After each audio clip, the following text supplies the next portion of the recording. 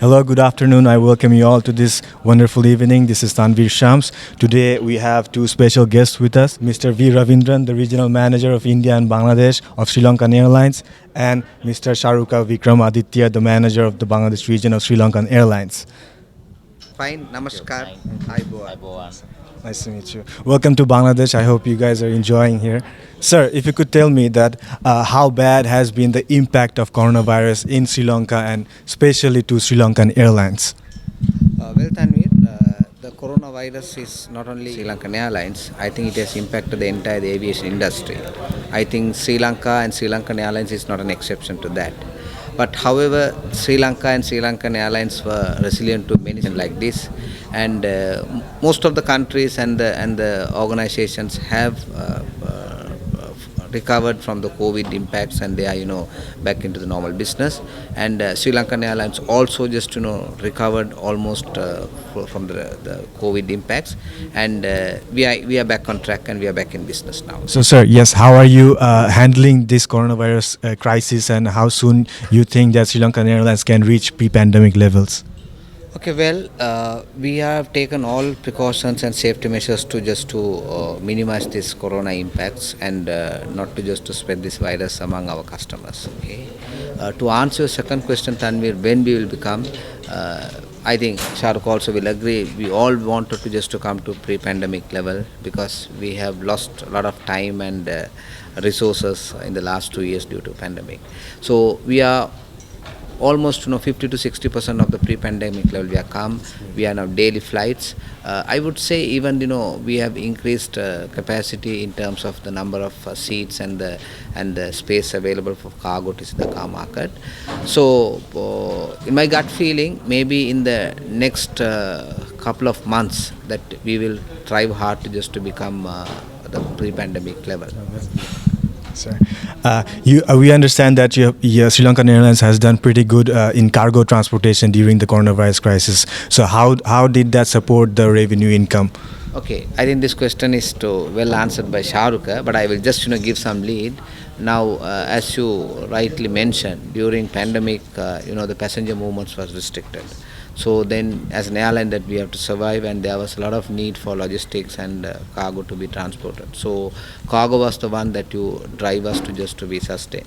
Shahrukh, any? Yes. As we know, during the pandemic, all the countries were closed for passenger movement. So the only commodity that was moving was cargo.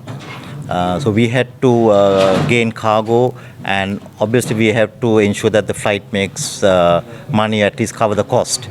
So it was a challenge, but all our flights were well planned with the proper destinations, and through cargo, we operated the flights and later on build it on passengers. So, sir, I think that Sri Lankan Airlines have maintained regular operations to Dhaka. So how did that help your overall operations? Well, we being a network carrier, so we have to make sure that our network and the operation is supported with the right number of passengers from the right countries. So if you just take Dhaka, so we have passengers who are inbound, that is to Dhaka from our network where that we are operating, especially the Middle Eastern countries and Europe and the Far East. Same way, there is a traffic flow from Dhaka to those countries where we are operating. So that's how important it is. So the Dhaka for Sri Lankan Airlines. So that make us to just to continuously we have to operate to Dhaka.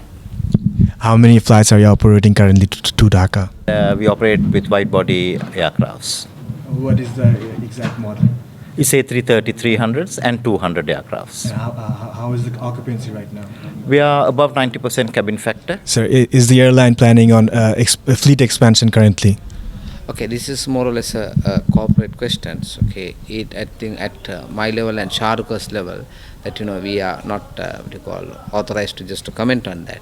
But as an airline, that with the expanding network, definitely there's a need for it. And also our most of our aircrafts that we also have to just to lease periods are coming to an end. So we are in need of aircraft. So that will be procured at a very high level, and it will be done at head office level. And what about network expansion?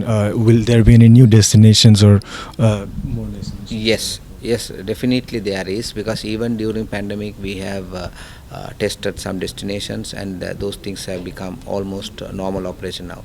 One example is that Nepal, which is Kathmandu, and we are operating to Korea, that is Incheon, and Frankfurt and Paris, the European points, and even so India also we are planning to operate two more places, which was in our business plans originally. Due to this pandemic, it was got deferred. So, but however, we are planning to just to have those things reviving in the coming months, and we might operate to those places, but we don't have a definite timeline. Thank you. And are you planning to offer any special tour packages for Bangladeshis to Sri Lanka? Okay, so this question is more relevant to Shahrukh to answer, so he would be able to answer that question. Yes, in fact, we do have a two operator fare to and also we have the Lesham of Sri Lankan Airlines is named Sri Lankan Holidays. So we have appointed two franchisees in Bangladesh market so that they can do these packages, reach out not only to the Bangladeshis, to any expatriate living in Bangladesh. So we see a very good movement to Sri Lanka, Maldives, and also Dubai, and to extended destinations. Sir, if you could tell me how many passengers and cargo you have transported to and from Dhaka in the last 1 year. For the last 1 year, like we do for a month around 5,000 passengers out of Dhaka. That's on directional, and on cargo we do around 300,000 tonnage. It depends on that, because there is capacity imposed, and then you have reduction, so it's not an exact figure, but averagely that's what we do. Sir, if you could tell me what measures is Sri Lankan government taking right now to increase tourist numbers, tourist arrivals, and how Sri Lankan Airlines is planning to support that? Okay, so in terms of that country level, I think we are expecting His Excellency the Ambassador will answer that question if he's here. But at our level that we may not be able to comment on the country. But for the next question you're asking how Sri Lankan Airlines is going to support, definitely Sri Lanka is the national carrier of Sri Lanka, and also Sri Lankan Airlines is a state-owned company. It is fully owned by the government. So we have the responsibility to bring tourism from anywhere that we are operating. So Dhaka being our the trunk route, so we have all measures, or all our efforts will make to bring passengers from Dhaka to Sri Lanka. And as Mr. Shahrukh said, that we have introduced packages, and we have introduced packages beyond Sri Lanka, incorporating Sri Lanka as a stop. And we are expanding our distribution channels, like we are appointing holiday franchisees, and even that we were contemplating to appoint more PSAs, that we call passenger sales agents, in other parts of Bangladesh, like Sylhet, or to Chittagong, and where are the main catchment areas where that we can generate more passengers. Sir, one last question. We've read reports that the government might be planning to privatize the airline. Is there any update on that, or what is in store for Sri Lankan in the days ahead? Okay, this was the hot topic. I think we have heard from everywhere. So as we are a state-owned company, and it's the owner is the government. So government has all the right to do with the good intention, and which will good for the company and the country. So that's all I can say. But we don't have any more information as to what it should be done and what it will take place in the future. Thank you very much, sir, for your time, and thank you very much. It was a pleasure meeting you. Thank you. Next question.